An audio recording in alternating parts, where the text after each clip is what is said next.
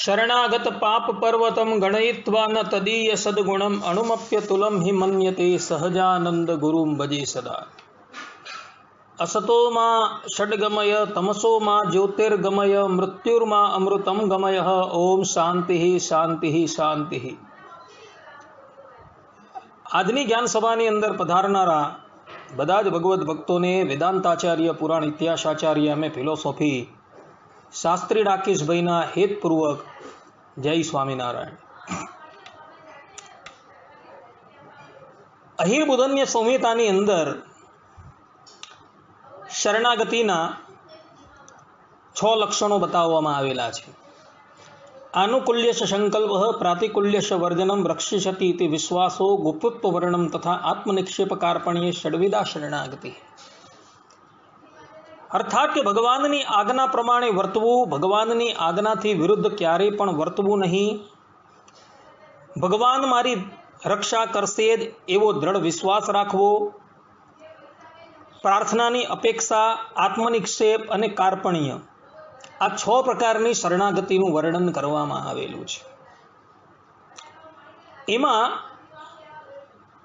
આ 6 લક્ષણોની અંદર જે કાર્પણ્ય જે છે ને, કાર્પણ્યનો અર્થ થાય છે દીનતા, અર્થાત કે પોતાને અસમર્થ સમજવું અને પોતાને અસમર્થ સમજીને કેવલ ને કેવલ ભગવાનનો વિશ્વાસ રાખવો, પોતાનો ભાર સમર્પણ જે છે એ બધો જ ભગવાનના મસ્તકની ઉપર આરોપિત કરી દેવો।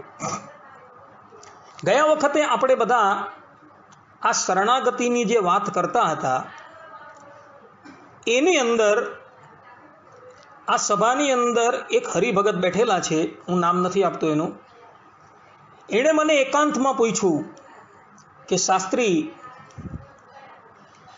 વૈષ્ણવી દીક્ષા ધારણ કરનારા જે વ્યક્તિ હોય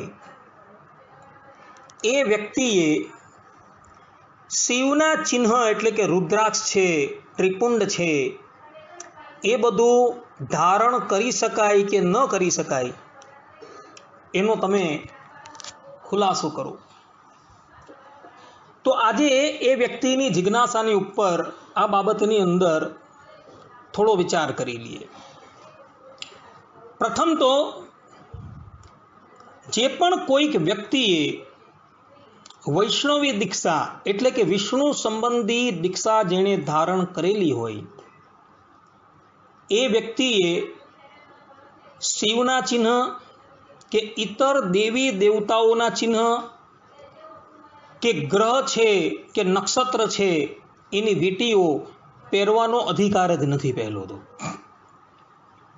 કારણ કે વૈષ્ણવી દીક્ષાના ચિહ્નભૂત જે કંઠી છે, અર્થાત કે તુલસીની કંઠી, ઉર્ધ્વપુંડ તિલક, તપ્ત મુદ્રાઓ, જે વૈષ્ણવના ચિહ્ન છે એ જ કેવલ વૈષ્ણવી દીક્ષાની અંદર ધારણ કરવાના હોય છે। બીજા ચિહ્ન ધારણ કરવાની સ્પષ્ટ રૂપે શાસ્ત્રોએ મનાઈ કરેલી છે ભક્તો। જેમ કે રઘુવીરજી મહારાજ શિક્ષાપત્રી ભાષ્યની અંદર ત્રિપુંડ રુદ્રાક્ષ ધૃતિયેષામ, આ જે 46મા શ્લોક છે એ 46મા શ્લોકની વ્યાખ્યાની અંદર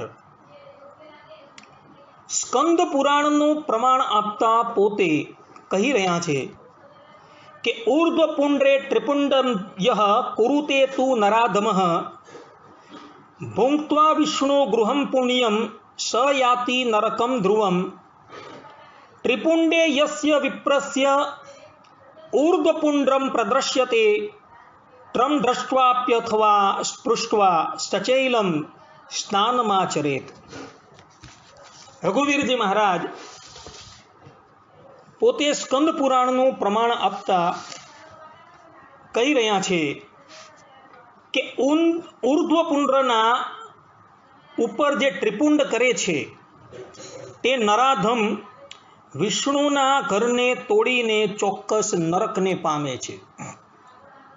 જે વિપ્રના ત્રિપુંડના ઉપર ઉર્ધ્વપુંડ્ર તિલક દેખાતું હોય તો તેવા વિપ્રને દેખીને અથવા તેનો સ્પર્શ કરીને વસ્ત્ર સહિત સ્નાન કરવું જોઈએ.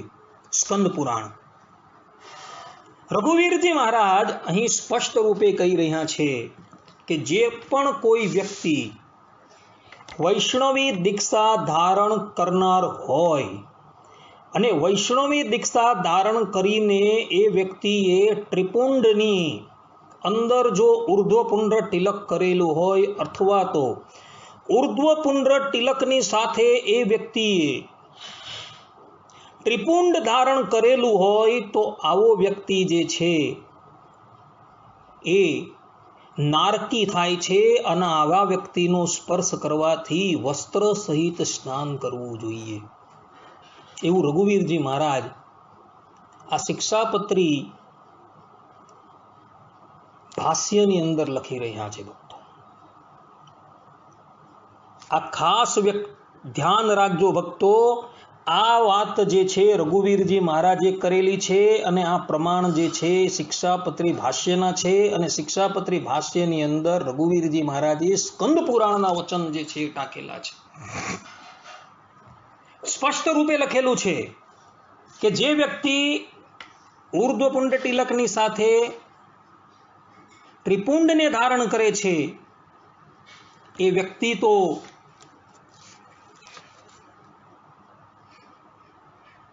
નરકને પામે છે ભક્તો. અને એવા વ્યક્તિને સ્પર્શ કરી દઈએ તો આપણે વસ્ત્ર સહિત સ્નાન કરવું પડે એવું સ્પષ્ટ રૂપે કહે છે. એટલે જે પણ કોઈક વ્યક્તિ વૈષ્ણવી દીક્ષાને ધારણ કરનારો હોય તેણે ક્યારેય પણ ત્રિપુંડને ધારણ ન કરવું એ સિદ્ધાંત વાત છે. અર્થાત કે શિવના ચિહ્ન ક્યારેય પણ ધારણ ન કરવા એ સિદ્ધાંત વાત છે ભક્તો. તો કોઈ વ્યક્તિ એવો તર્ક કરે કે હરિલીલામૃતમની અંદર સપ્તમ કળશની અંદર 31મા વિશ્રામની અંદર ભગવાન સ્વામિનારાયણે વૈષ્ણવી દીક્ષા ધારણ કરેલા પોતાના જે સાધુઓ છે તથા સત્સંગીઓ છે તેની પાસે રુદ્રાક્ષને ધારણ કરાવેલો હતો. તો તેનું શું? તો એ વ્યક્તિને કહેવાનું કે ભાઈ તમે આજુબાજુનો સંદર્ભ જુઓ. એ સપ્તમ કળશની અંદર જે 31મો વિશ્રામ છે ને એને આખો વાંચો. એની અંદર સ્પષ્ટ રૂપે લખેલું છે કે એક દિવસ ભગવાન શંકર જે છે એ ભગવાન શ્રી હરિની પાસે પધારે છે અને ત્યાં ભગવાન શંકર ભગવાન શ્રી હરિને કહે છે કે અત્યારના સમયે એટલે કે વિક્રમ સંવત 1869ના સમયે આ ભૂતલની ઉપર કેટલાક આસુરી રાજાઓ છે તથા આસુરી ગુરુઓ છે તથા આસુર મતને આશરેલા કેટલાક ભગવાધારીઓ છે એ તમારા સંતોને બહુ પીડા આપે છે, તમારા હરિભક્તોને બહુ પીડા આપે છે.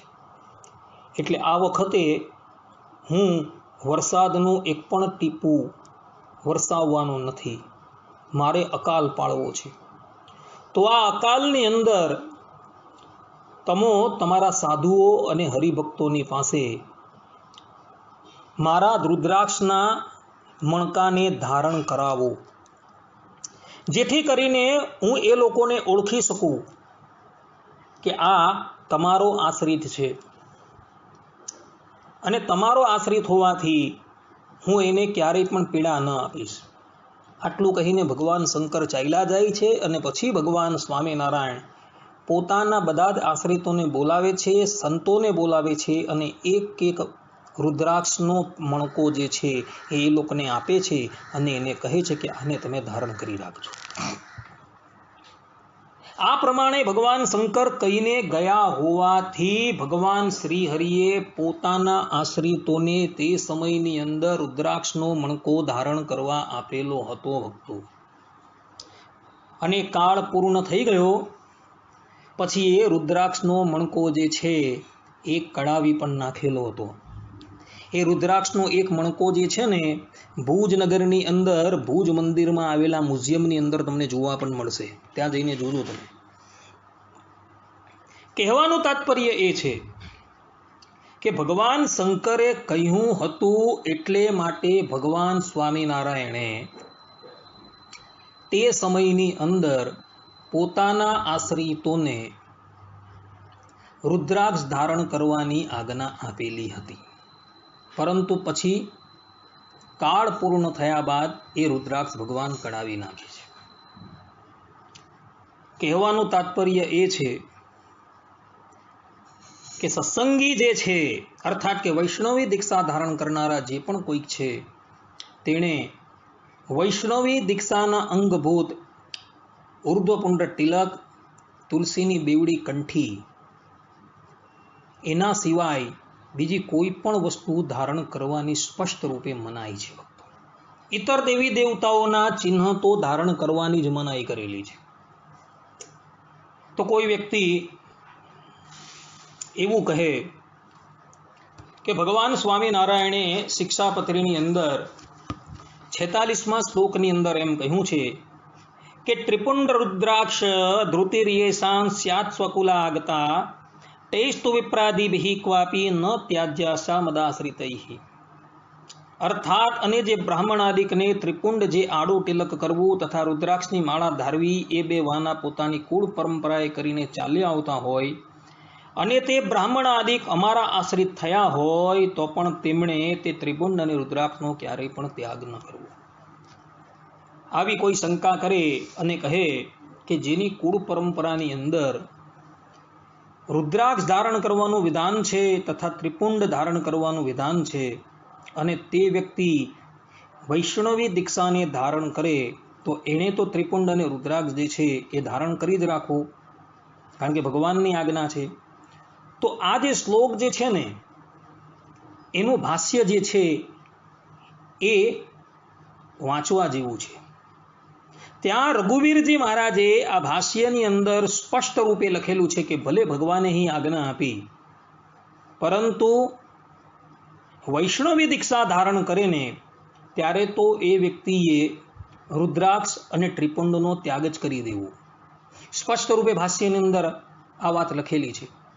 પરંતુ કદાચ ઘરની અંદર ક્લેશ થાય ને, અર્થાત કે કોઈ શૈવી હોય અને શૈવી શિવ પંથનો ત્યાગ કરીને વૈષ્ણવ થઈ જાય તો ઘરની અંદર કદાચ બધા શૈવી હોય અને પોતે ક્લેશ કરતા હોય તો ક્લેશ ન થાય એટલે માટે એ વ્યક્તિએ એ ત્રિપુંડ અને રુદ્રાક્ષ જે છે એ ધારણ કરી રાખવા. પરંતુ અહીં તો આચાર્ય સ્પષ્ટ જ કહે છે કે વૈષ્ણવી દીક્ષા ધારણ કરનારા વ્યક્તિએ ભલે એ શૈવી હોય પરંતુ એ વૈષ્ણવી દીક્ષા જો એ ધારણ કરે ને તો એ વ્યક્તિએ ત્રિપુંડ અને રુદ્રાક્ષનો ત્યાગ જ કરી દેવો ને ત્યાગ કરેલો જોવા પણ મળે છે. આપણા સંપ્રદાયની અંદર જ હરિચરિત્ર ચિંતામણી નામનો એક ગ્રંથ છે. એ ગ્રંથની અંદર 104મી વાર્તાની અંદર એક મોતી ત્રવાડી નામના હરિભક્તોનું ચરિત્ર આવે છે. આ મોતી ત્રવાડી જે છે ને એ શિવ પંથના હતા. આપણા સંપ્રદાયના મુક્તાનંદ સ્વામી જે છે તેમણે એક ઉદ્ધવ ગીતા નામનો ગ્રંથ લખેલો છે. પ્રાકૃતની અંદર આ ગ્રંથ છે. એ ગ્રંથ જ્યારે એ મોટી ત્રવાડીના હાથમાં આવ્યો ને ત્યારે એ ગઢપુરની અંદર મુક્તાનંદ સ્વામીની પાસે આવે છે અને સ્વામીને કહે છે કે કૃપા કરીને તમે આ ઉદ્ધવ ગીતાના રાગ અમને બતાવો. મુક્તાનંદ સ્વામી એ મોતી ત્રવાડીને ઉદ્ધવ ગીતાના રાગ શીખવાડે છે ને ત્યારબાદ એ મોતી ત્રવાડીને પ્રગટ પ્રમાણ ભગવાન સ્વામિનારાયણનો શાસ્ત્ર પ્રમાણે નિશ્ચય કરાવે છે અને ભગવાનના પ્રતાપની વાત કરે છે.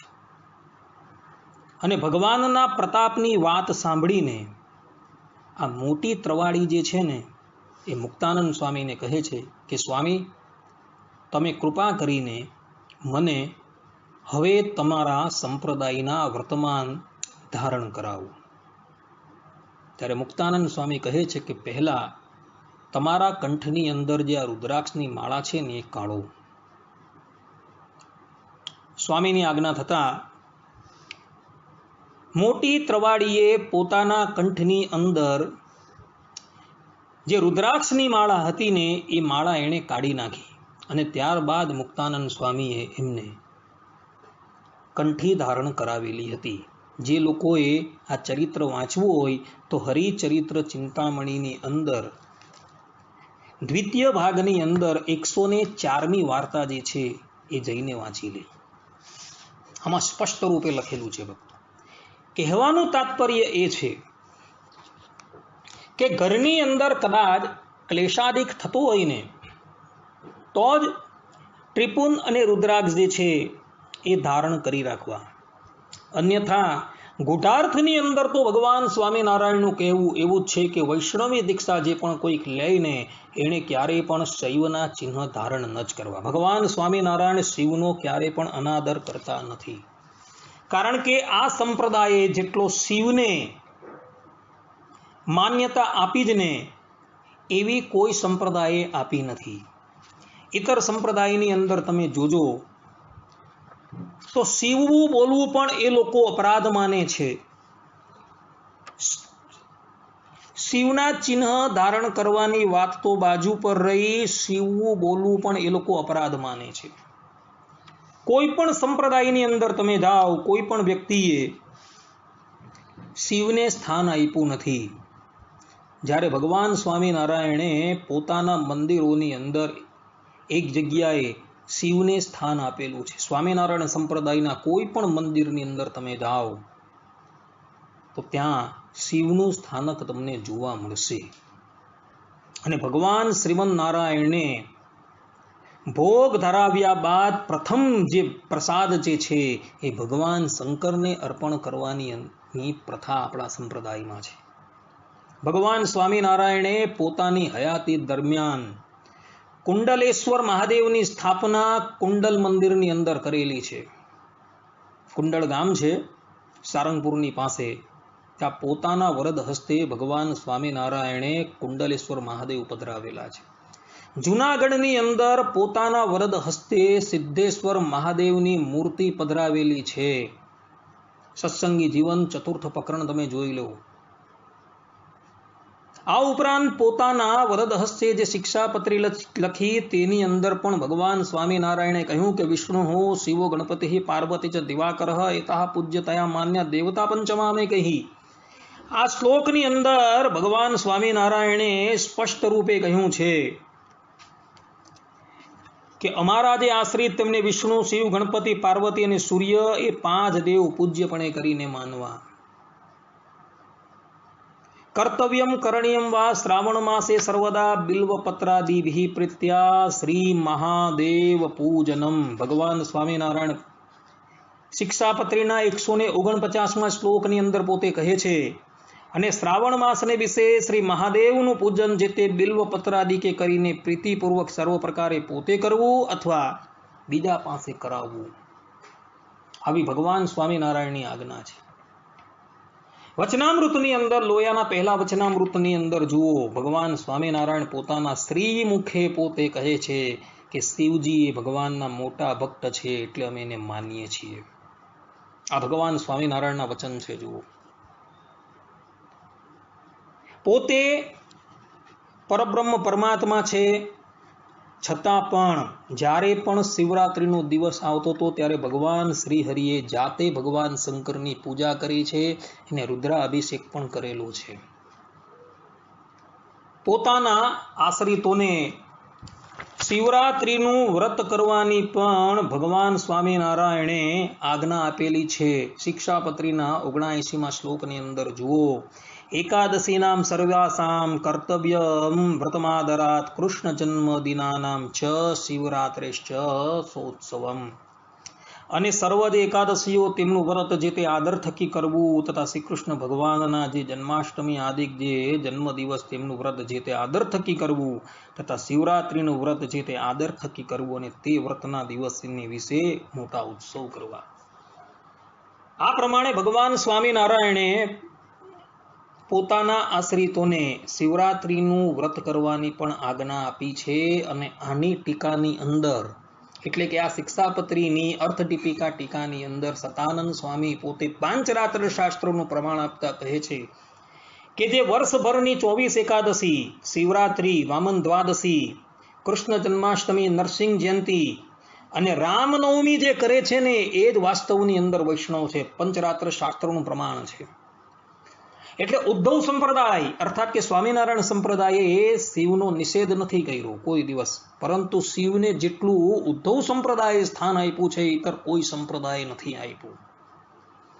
પરંતુ દીક્ષાનો પ્રસંગ છે તો વૈષ્ણવી દીક્ષાથી સર્વશ્રેષ્ઠ દીક્ષા કોઈ ન હોવાથી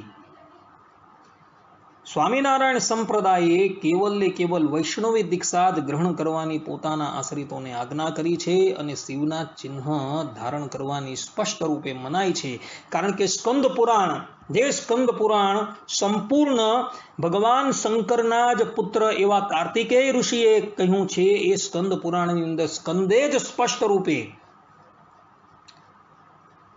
ત્રિપુંડની સાથે ઉર્ધ્વપુંડ તિલક કરવાની મનાઈ કરેલી છે. અને આ પક્ષ જે છે એ ઉદ્ધવ સંપ્રદાયે ગ્રહણ કરેલો હોવાથી વૈષ્ણવી દીક્ષા ધારણ કરનારા કોઈ પણ વ્યક્તિએ ન તો રુદ્રાક્ષ ધારણ કરી શકાય કે ન તો ક્યારેય ત્રિપુંડ ધારણ કરી શકાય. આ સિદ્ધાંત વાત છે.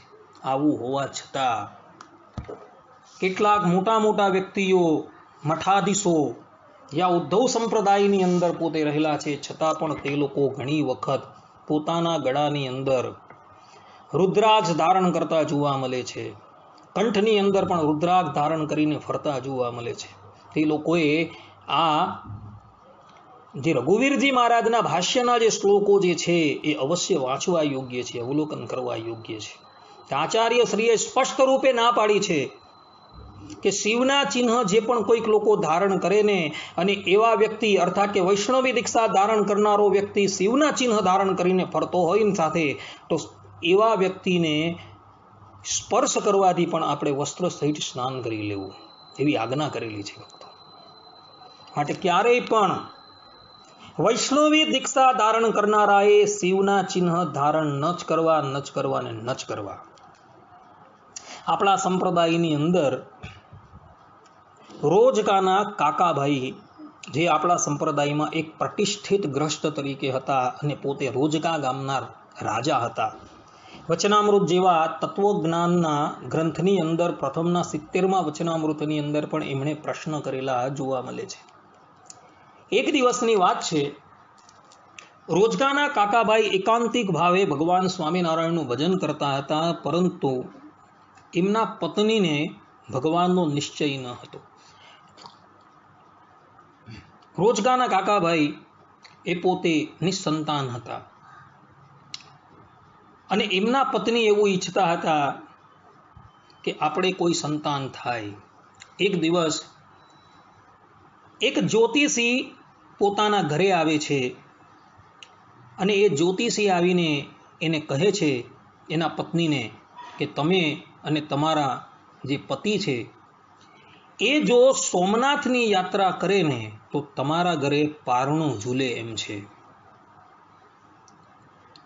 કાકાભાઈના પત્નીએ કાકાભાઈને વાત કરી. કાકાભાઈએ તો પ્રથમ ના પાડી, પરંતુ જ્યારે અતિશય દબાણ કર્યું એટલે કાકાભાઈ સોમનાથ જવા માટે તૈયાર થયા અને સોમનાથ ગયા. ત્યાં જઈને ભગવાનનો અભિષેક કર્યો, સેવા કરી,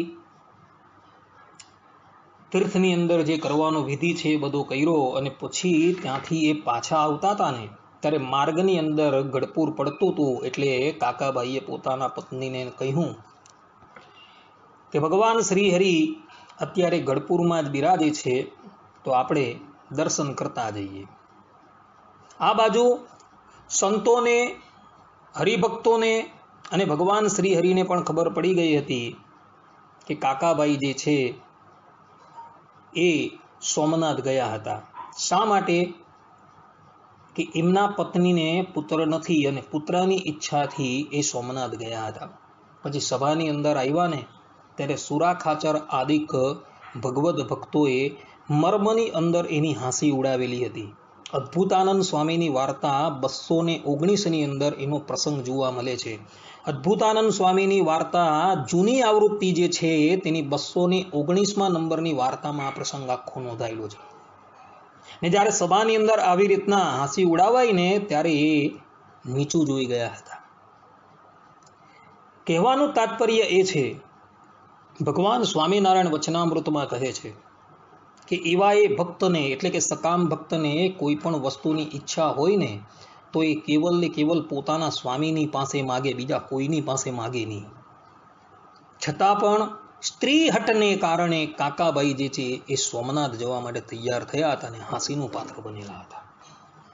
સકામ ભાવે જો ઉપાસના કરતા હો અને પોતે કોઈ પણ વસ્તુની ઈચ્છા હોય ને તો પોતાના જે આરાધ્ય દેવ જે છે ને તેની પાસેથી એ વસ્તુ મેળવવાનો પ્રયાસ કરવો, બીજા કોઈની પાસે મેળવવાની ઈચ્છા પણ ન રાખવી. કારણ કે બીજા કોઈની પાસે જો આપણે એ વસ્તુ મેળવવાની ઈચ્છા કરીએ ને તો ત્યાં અન્યાશ્રય થઈ જાય. અને નારદ ભક્તિ સૂત્રની અંદર નારદજી પોતે કહી રહ્યા છે કે અન્યાશ્રયાણામ ત્યાજ્યો અનન્યાશ્રય, કે અન્યાશ્રયનો ત્યાગ કરો અને અનન્ય રૂપે ભગવાનનું ભજન કરો. કારણ કે ભગવાન શ્રીમદ નારાયણને અન્યાશ્રય ક્યારેય પણ પ્રિય નથી. આ સંબંધની અંદર દ્રૌપદીજીનું દ્રષ્ટાંત જે છે, આ ઉપરાંત ગજેન્દ્રનું દ્રષ્ટાંત જે છે એ દીવા દાંડી રૂપ છે.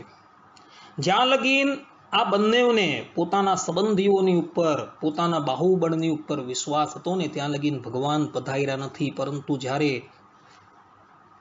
બધી જ આશાઓથી એ નિવૃત્ત થયા, પોતાના બાહુબળથી પણ જ્યારે નિવૃત્ત થયા અને એકાંતિક ભાવે ભગવાનના શરણમાં ગયા ને ત્યારે ભગવાન શ્રી હરિ એ લોકોની સહાયતા કરવા માટે પધારેલા હતા.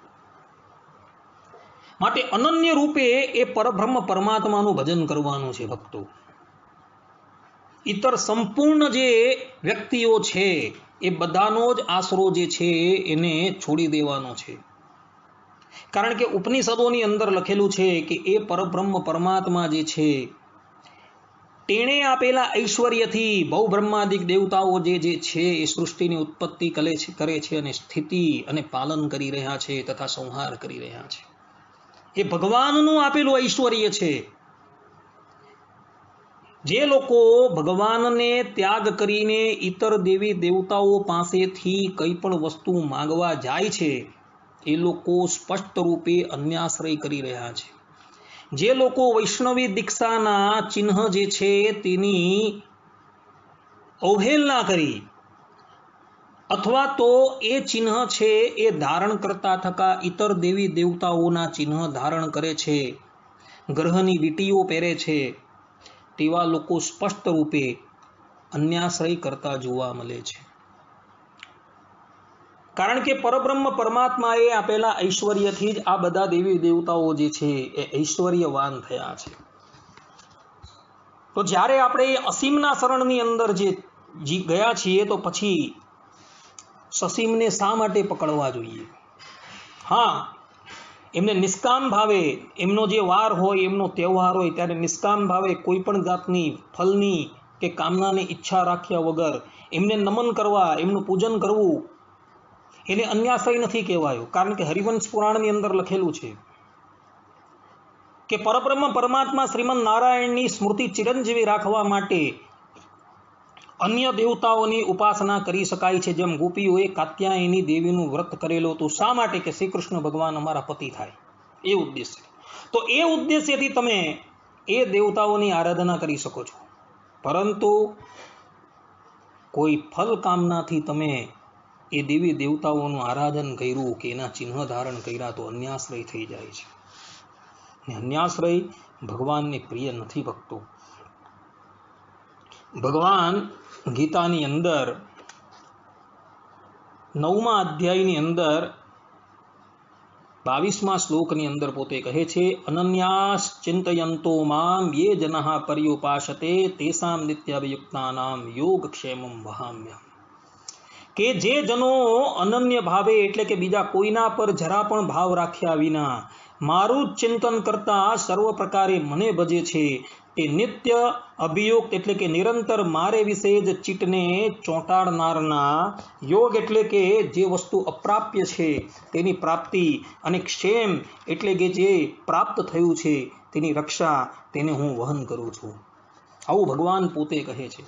જો અનન્ય ભાવે તમે ભગવાનનું ભજન કરશો ને તો એ તમારા યોગક્ષેમનું વહન જે છે એ પોતે જ પોતાના સ્કંધની ઉપર ઉપાડી લેશે.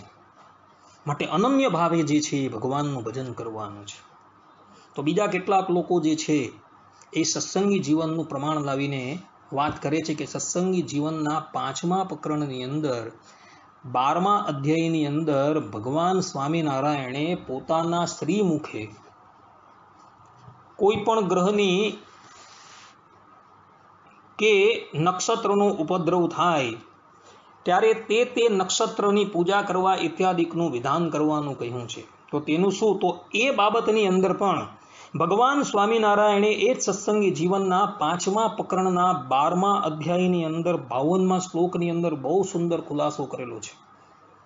ભગવાન સ્વામિનારાયણે અગાળના શ્લોકોની અંદર વિવિધ પ્રકારના જે ગ્રહો છે, નક્ષત્રો છે, એના પૂજન કરવાથી તે ગ્રહ અને નક્ષત્રનો જે ઉપદ્રવ જે છે એ શાંત થઈ જાય એવું કીધું છે.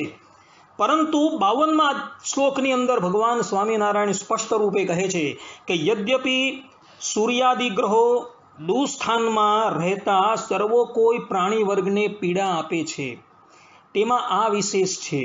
જેઓ સદા દેવ બ્રાહ્મણોના વંદન પર હોય, ગુરુ વચનના પ્રતિપાલન પર હોય, પ્રતિદિન સાધુ સંસેવનમ સત્શાસ્ત્ર સંશીલન પર હોય, હોમ દાન પરાયણ હોય, યજ્ઞ દર્શનમાં જ એક તત્પર હોય, ઈર્ષ્યા દ્વેષાદિ ચિત્ત દોષોએ રહિત હોય અને ગાયત્રી આદિક મંત્રોના જપ પરાયણ હોય, તેઓને સ્થાન દોષ છતાં પણ આ ગ્રહો પુરુષને ક્યારેય પણ પીડતા નથી. ભગવાન સ્વામિનારાયણે સ્પષ્ટ રૂપે અહીં ખુલાસો કરી દીધો છે કે જે લોકો અર્થાત કે જેનું જીવન સદાચારમય હોય, જે ગાયોનો આદર કરતા હોય, બ્રાહ્મણોનો આદર કરતા હોય, ગુરુનો આદર કરતા હોય, સત્શાસ્ત્રના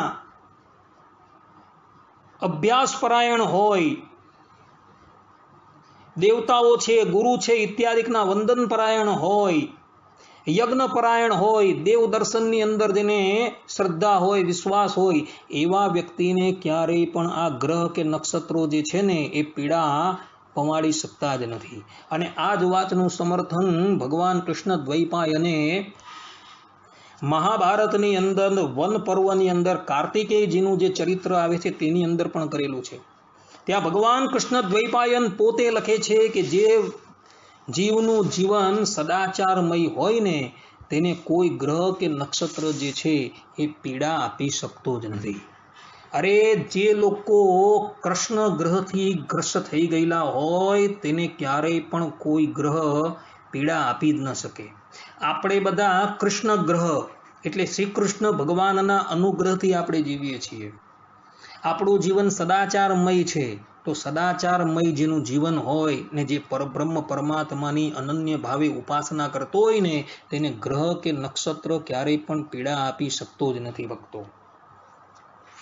આવું સ્પષ્ટ રૂપે લખાયેલું છે ભક્તો. આટલું લખાવવા છતાં પણ કેટલાક લોકો તમે જોજો પોતાના ગળાની અંદર વિવિધ પ્રકારના ગ્રહો જે છે એ ધારણ કરતા જોવા મળે છે. કેટલાક લોકો પોતાના હસ્તની અંદર ગ્રહની વિવિધ પ્રકારની વીંટીઓ જે છે એ ધારણ કરેલા જોવા મળે છે ભક્તો. આ બધું શું છે? આ બધું અન્યાશ્રયને સૂચવનારું છે ભક્તો. જે પરબ્રહ્મ પરમાત્મા શ્રીમન નારાયણના અનુગ્રહથી યુક્ત હોય ને એ લોકોને ક્યારેય પણ કોઈ ગ્રહ કે કોઈ નક્ષત્ર જે છે એ પીડા પહોંચાડી શકતો જ નથી. ભગવાન સ્વામિનારાયણ પ્રથમના 37મા વચનામૃતમાં આ વાત કહી રહ્યા છે. અને એને માટે કાળ, કર્મ અને માયા તેનો હુકમ નથી. અને જો એને દંડ દેવો હોય તો ભગવાન પોતે દે છે, પણ બીજા કોઈનો યમરાજ આદિક વગેરેનો એના માટે હુકમ નથી. કે એવો એ ભક્ત જે હોય ને એવા એ અનન્ય ભાવે ભગવાનને ભજનારા ભક્તની ઉપર કાળ છે, કર્મ છે કે માયા તેનો હુકમ હોતો જ નથી. એવા એ ભક્ત જે છે એના પર કેવલ ને કેવલ પરબ્રહ્મ પરમાત્મા શ્રીમદ નારાયણનો જ અધિકાર હોય છે ભક્તો. માટે જે પણ કોઈક લોકો ગ્રહ છે ઇત્યાદિકની વીંટીઓ પોતાના હસ્તની અંદર ધારણ કરે છે ને એ લોકો સ્પષ્ટ રૂપે અન્યાશ્રય કરીને બેઠેલા છે. આવા વ્યક્તિઓનું જીવન ક્યાં તો સદાચારમય નથી અથવા તો આવા વ્યક્તિઓએ ભગવાનને ઓળખવાની અંદર બહુ જ મોટી ભૂલ કરી દીધેલી છે. એ લોકોએ હજુ મહાત્માઓના ચરણારવિંદરની રજ પોતાના મસ્તક પર ધારણ નથી કરી. મહાત્માઓ થકી એમણે છત્શાસ્ત્રનું પઠન પાઠન કરેલું નથી લાગતું, એટલે જ લોકો આ ગ્રહ છે, નક્ષત્ર ઇત્યાદિકના ચપેડાની અંદર ફસાતા રહે છે. જે અનન્ય ભાવે પરબ્રહ્મ પરમાત્માનું ભજન કરતો હોય તેને કોઈ ગ્રહ કે કોઈ નક્ષત્ર પરેશાન કરી શકતું જ નથી. આ ભગવાન સ્વામિનારાયણના વચન છે પ્રકરણ 5 અધ્યાય 12 ની અંદર સત્સંગી જીવનમાં. તો વળી કેટલાક લોકો જે છે એ એવા પણ જોવા મળે છે કે પોતાના હસ્તની ઉપર ઇતર દેવી દેવતાઓના દોરા ધાગા બાંધતા જોવા મળે છે. તો એ લોકોને પણ કહેવાનું કે તમે લોકો જે છે એ આ પ્રકારની જે ક્રિયાઓ કરો છો ને એ પણ અન્યાશ્રયને જ સૂચવે છે. હા ચલો હરિકવચનો દોરો હોય તો એમાં કોઈ વાંધો નથી, પરંતુ ઇતર દેવી દેવતાઓના દોરા ધાગા જે પણ કંઈક ધારણ કરવાને એ અન્યાશ્રય થઈ જાય છે. તો કોઈ અખ્તર ડાયા એમ કહે કે સત્સંગી જીવનના દ્વિતીય પ્રકરણની અંદર પ્રતાપસિંહ રાજાનું ચરિત્ર આવે છે. એક વખત ભગવાન સ્વામિનારાયણ ભાડેર ગામ પધારેલા હતા અને ત્યાં સભાની અંદર પ્રતાપસિંહ રાજાએ નવરાત્રિ સંબંધી પૂજા થાય કે ન થાય એની વાત ભગવાનને પૂછેલી અને ભગવાન શ્રી હરિએ નવરાત્રિના વ્રત કરવાનું અને એનો ઉત્સવ કરવાની આજ્ઞા એ પ્રતાપસિંહ રાજાને આપેલી હતી.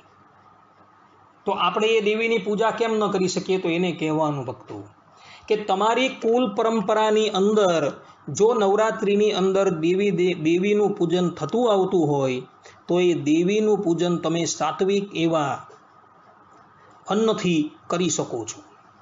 પરંતુ જેની પરંપરાની અંદર નવરાત્રના વ્રતની અંદર દેવીની પૂજા થતી નથી આવતી તો તે લોકો દેવીનું પૂજન ન કરે તો દેવી તમારા પર ક્યારેય પણ ક્રોધાયમાન થવાના નથી. આ વાત ભગવાન સ્વામિનારાયણે સત્સંગી જીવનના દ્વિતીય પ્રકરણની અંદર આ વાત લખેલી છે કે તમારી કુળ પરંપરાની અંદર જો દેવીની પૂજન ચાલ્યું આવતું હોય તો પાર્વતી દેવી એ સાત્વિક દેવી છે, તમે એનું પૂજન જે છે એ સાત્વિક અન્નથી કરી શકો છો. પરંતુ જેની પરંપરાની અંદર ચાલતું આવતું હોય તેની વાત છે, બીજાને નહીં. અત્યારે તો કેટલાક એવા ભગવત ભક્તો છે તેના ઘરની અંદર દેવીની પણ મૂર્તિ મુખ્ય સિંહાસનની અંદર જોવા મળે છે. બોલો, ભગવાન શ્રીમદ નારાયણની સાથે કેવલ ને કેવલ લક્ષ્મીજીની જ મૂર્તિ હોય અથવા તો રાધાજીનું જ સ્વરૂપ હોય, બીજા કોઈનું ન હોય. કારણ કે ઇતર દેવીઓ જેટલી પણ છે, બ્રહ્મવૈવર્ત પુરાણ વાંચો, એ બધી જ દેવીઓ જે છે તેનું પ્રાગટ્ય જે છે એ રાધાજી થકી થયું છે. રાધાજીના અંશમાંથી પણ એનું પ્રાગટ્ય થયું છે. જે આપણા સંપ્રદાયની અંદર સત્સંગી જીવનના દ્વિતીય પ્રકરણના 37મા અધ્યાયની અંદર ભગવાન સ્વામિનારાયણ સ્વમુખે કહે છે કે તમારા સંપ્રદાયને ઇષ્ટ આરાધ્ય દેવી કઈ? એવું શિવરામ વિપ્ર જ્યારે પ્રશ્ન કરે છે તેના ઉત્તરની અંદર ભગવાન સ્વામિનારાયણ કહે છે કે આદિ જગતજનની લક્ષ્મીજી અમારા સંપ્રદાયના આરાધ્ય દેવી છે. અને એ જ ભગવાન સ્વામિનારાયણ વચનામૃતની અંદર પ્રથમના 5મા વચનામૃતની અંદર રાધા કૃષ્ણના ધ્યાન કરવાની આજ્ઞા આપે છે. રાધાજી અને લક્ષ્મીજી એનું શાસ્ત્રોની અંદર અભિન્નપણે વર્ણન કરવામાં આવેલું છે. તો આપણા ઘરની અંદર લક્ષ્મીજી અને રાધાજી જે છે તેનું સ્વરૂપ હોય તો પછી ઇતર દેવી દેવતાઓ જે છે તેનું સ્વરૂપ રાખવાની જરૂર નથી હોતી ભક્તો. છતાં પણ કેટલાક લોકો પોતાના ઘરમાં કોઈ ખોડિયાર માતાની મૂર્તિ રાખતા છે ને કોઈક વ્યક્તિ ચામુંડા દેવીની મૂર્તિ રાખતા પણ જોવા મળે છે. ને પાછા એ લોકો આ સત્સંગની અંદર મોટેરા હરિભક્તો છે ભક્તો, છતાં પણ આવું શાસ્ત્ર વિરુદ્ધ કાર્ય જે છે એ કરતા જોવા મળે છે. ભગવાન સ્વામિનારાયણની આજ્ઞા જેટલી છે ને એટલી પાળો, વધારે પાળવાની જરૂર નથી કે ઓછી પણ પાળવાની જરૂર નથી ભક્તો. ભગવાન સ્વામિનારાયણે દેવીનો વિરોધ નથી કર્યો. વિષ્ણુ, શિવ, ગણપતિ, પાર્વતી જ દિવાકર આ શ્લોકની અંદર દેવીને પણ પૂજ્યપણે માનવાની ભગવાન સ્વામિનારાયણે આજ્ઞા કરી છે. અને જેની કુળ પરંપરાની અંદર નવરાત્રના વ્રતોની અંદર વ્રત ઉપવાસ અને પૂજા કરવાનું વિધાન છે, ત્યાં પૂજા કરવાની પણ આજ્ઞા આપી છે. નિષ્કામ ભાવે પૂજા કરવાની આજ્ઞા આપી છે. કોઈ પણ જાતના ફલની કામનાથી પૂજા કરવાની આજ્ઞા નથી આપી એમણે. માટે જેના ઘરની અંદર દેવી પૂજાનું વિધાન હોય તેણે જ નવરાત્રની અંદર દેવીનું પૂજન કરવું. જેના ઘરમાં વિધાન નથી તે હોય ન કરવું. આ સંબંધની અંદર આપણા સંપ્રદાયની અંદર નારૂપંથ નાનાનું દ્રષ્ટાંત જે છે એક અવલોકન કરવા યોગ્ય છે ભક્તો. નારૂપંથ નાના ભગવાન સ્વામિનારાયણના અનન્ય ભક્ત હતા. એક વખતની વાત છે, નારૂપંથ નાનાના દીકરા જે છે એ અતિશય બીમાર પડેલા હતા. એમણે ભગવાન સ્વામિનારાયણની પ્રાર્થના કરી કે પ્રભુ આપ મારા દીકરાને ક્યાં તો ધામમાં લઈ જાઓ, ક્યાં એને સારો કરી દો. આ આખી વાતનું પ્રમાણ તમને હરિલીલા કલ્પતરુ 11મા સ્કંદના 36મા અધ્યાયની અંદર જોવા મળશે. ભગવાન સ્વામિનારાયણની વારંવાર પ્રાર્થના કરવા છતાં ભગવાન શ્રી હરિ ત્યાં પધારતા નથી. હવે આ બાળક જે છે એ રોગથી સારો થતો નથી અને ભગવાન એને ધામમાં નથી લઈ જતા. એટલે નારૂપંથ નાનાના જે પત્ની હતા ને એ ભગવાન સ્વામિનારાયણના આશ્રિત ખરા, પરંતુ એને ભગવાનની અનન્ય નિષ્ઠા ન હતી. તો એક દિવસ કોઈ દેવીનો દોરો ધાગો કરીને એ લાવી અને એણે છોકરાને પહેરાવી દીધો. હવે એવા જ સમયની અંદર ભગવાન સ્વામિનારાયણ એને લેવા માટે આવેલા હતા ને જ્યાં એના ગળાની અંદર ઇતર દેવીનો જ્યાં દોરો જોયો ને એટલે ભગવાન સ્વામિનારાયણ ત્યાંથી ચાલ્યા ગયા.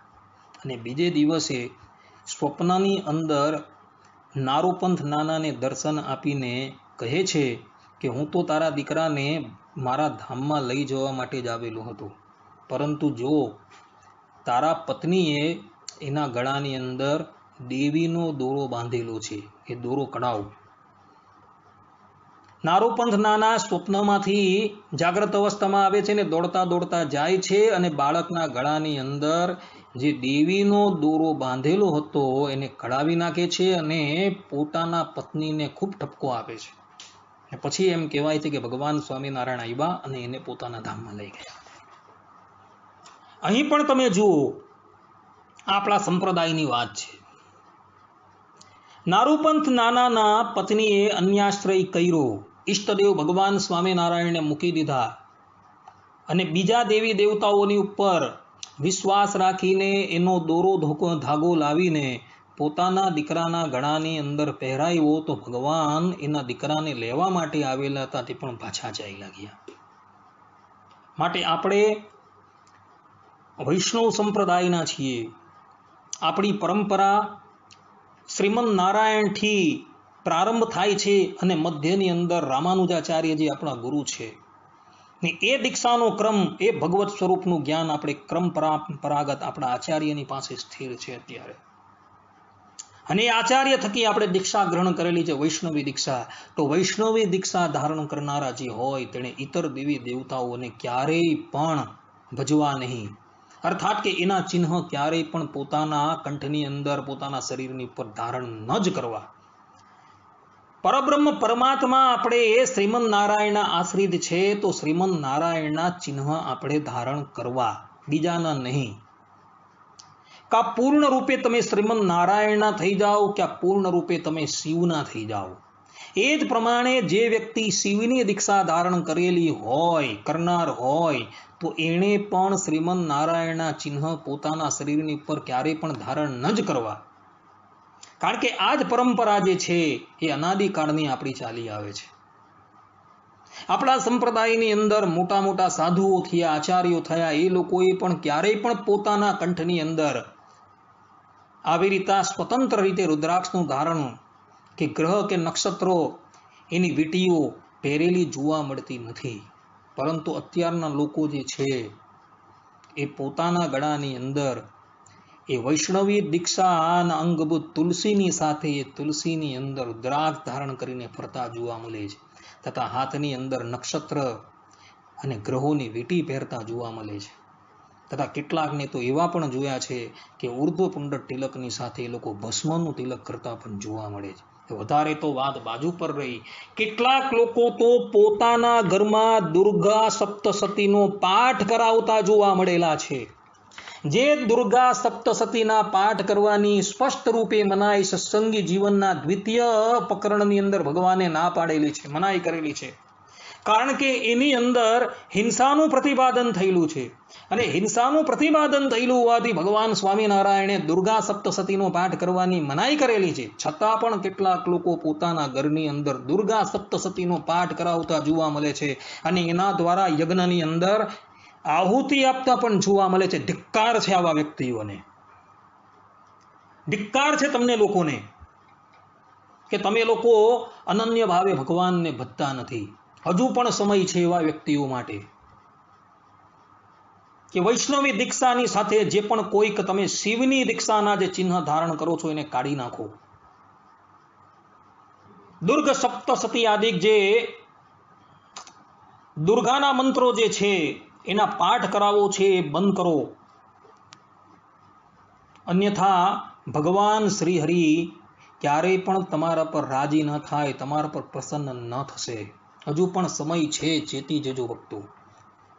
વૈષ્ણવી દીક્ષાની સાથે ક્યારેય પણ શિવના ચિહ્ન કે શક્તિના ચિહ્ન કે ઇતર કોઈ પણ દેવી દેવતાના ચિહ્ન ધારણ ન કરતા. આપણે ક્યારેય પણ કોઈ દેવી દેવતાઓનો વિરોધ નથી કર્યો. દેવા નારાયણ અંગજા શ્રીમદ ભાગવતના પ્રથમ સ્કંદમાં લખેલું છે કે દેવતાઓ શ્રીમદ નારાયણનું જ અંગ છે.